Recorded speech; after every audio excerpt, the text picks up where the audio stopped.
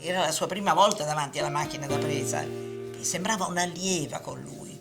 Lo ascoltava con una dedizione, con una... Poi lui quando finiva, splendid Maria, splendid.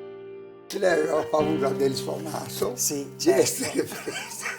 E Pierpaolo invece, E invece considerava il dispettoso. suo Naso naso una cosa bellissima. una cosa meravigliosa. Diceva, ma guarda che meraviglia, questa inquadratura, poi è un vaso greco.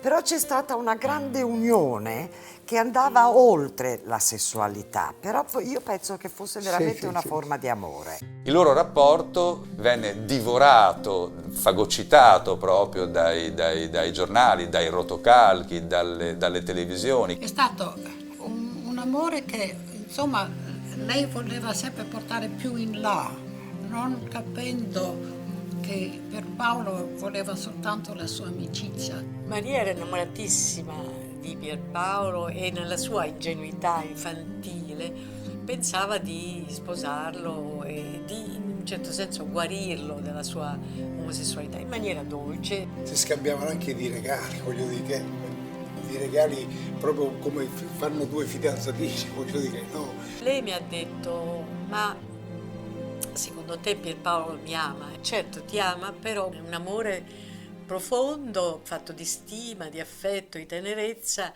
però lui non penso che ti sposerà.